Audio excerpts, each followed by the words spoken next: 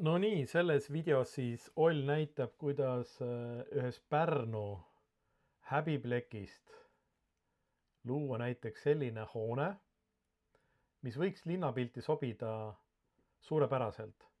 Tegemist on Pärnu linnas ühe peatänava, ütleme südalinna peatänava ääres oleva hoonega, mis on aastakümneid juba lagunenud, on pinnuks silmas, keegi täpselt ei tea, milline ta välja näeb, mingid aiad on seal ümber ja sealt mööda jalutades ma tegin sellest hoonest ühe pildi ja mõtlesin, et huvitav, milline see hoone võiks välja näha siis, kui paneks fantaasia tööle ja genereeriks ise selle hoone näiteks mingi välimuse, milline ta võiks olla peale renoveerimist.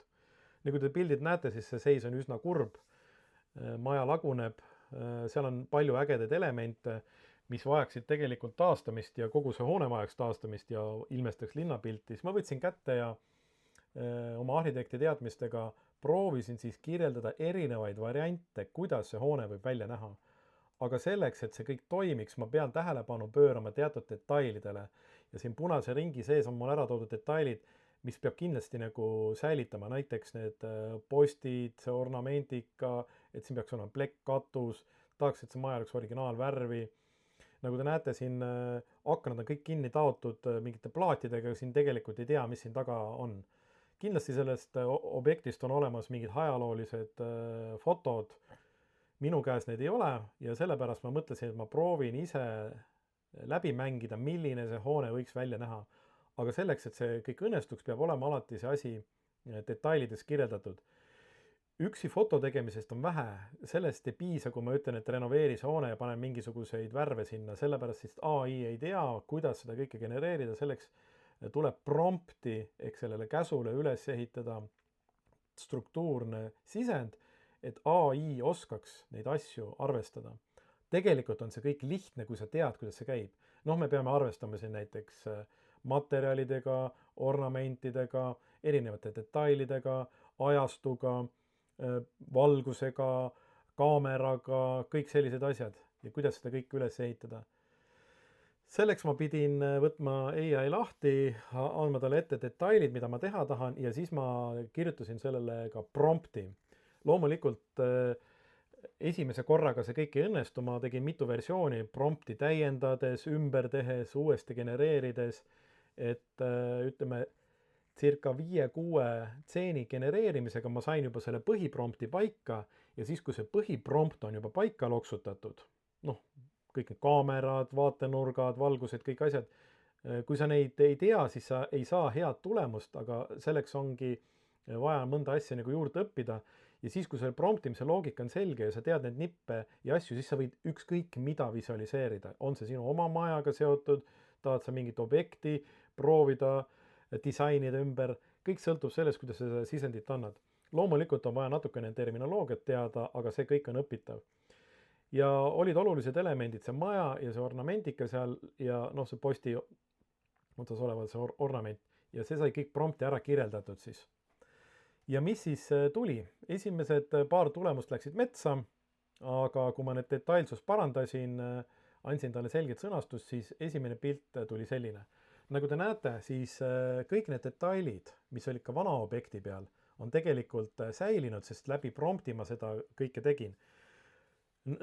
Panin hoonele plekkatuse, ilmselt seal kunagi oli seal valsplekkatus, siis need ornamendid kõik on paigas, klaasipinnad on paigas, postid on paigas, et võib-olla see hoone kunagi võis selline olla või ta võiks selline tulla, mina seda ei tea ja siis ma mängisin selle promptide ja asjadega niimoodi, et tegin neid erinevaid versioone, aga kogu aeg ma hoidsin need detailid endal paigas, et ta genereeriks originaalobjektiga sarnased pildid. See vajab natukene harjutamist, aga see on võimalik ja siis, kui see on selge, saab igast ägedaid asju teha. Nii et see on esimene versioon sellest, mis ma proovisin, andsin talle ka nime, et see võiks olla mingi restoran Harmoonia ja paistaks läbi sealt ka sisekujundus, selline 30-aastase stiilis Pärnu peatänaval oleks ju päris äge, kui selline objekt oleks olemas. Nii et mina mängisin selle läbi. Siis proovisin teist varianti, lisasin see valgusteid, vahetasin värvitoone, vahetasin katusematerjali, kõik selliseid asju ja AI genereeris vastavalt minu prompti muudatustele siis ümber need asjad, mida ma tahtsin muuta. Need asjad, mis ma tahtsin alles jätta, need jäi kõik ilusti alles. Ja kui te siin pildi pealt näete, siis hoone on natukene teistmoodi, erinevad värvid, aga kontseptsioon ja hoone proportsioonid on kõik samad. Ja nii sai tehtud neid pilte mitu tükki, nii et siin kaadris, kui te silmadega üle lasete, siis te näete, kui palju võimalusi tegelikult annab AI-ga läbi mängida neid erinevaid versioone.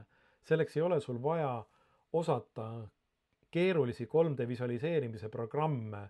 Sa ei pea kõiki asju detailidena tundma, sa pead oskama kirjeldada neid asju. Kui neid asju oskad kirjeldada, siis sa võid genereerida erinevaid lahendusi väga kiiresti.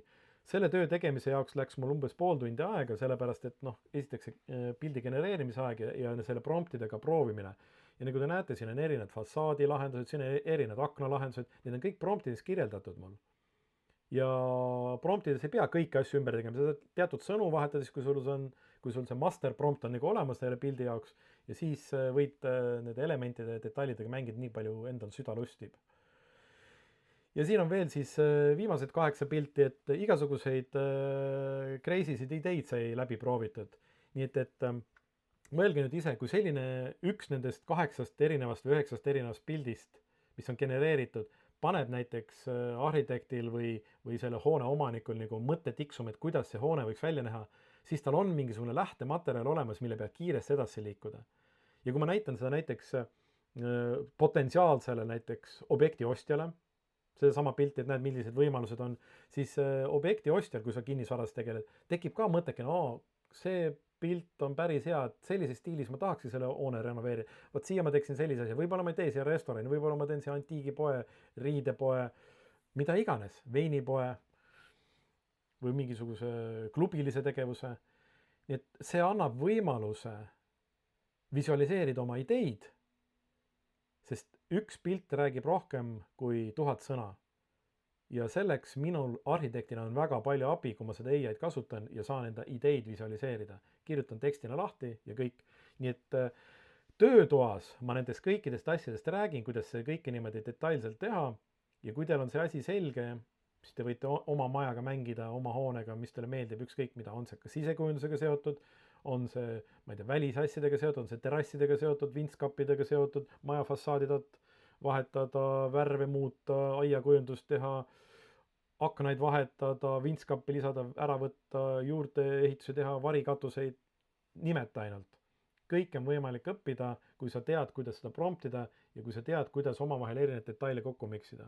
Nii et töötoas ma nendest asjadest räägin ja kui sa neid oskad, siis on sul vabad käed iseenda ideid visualiseerida.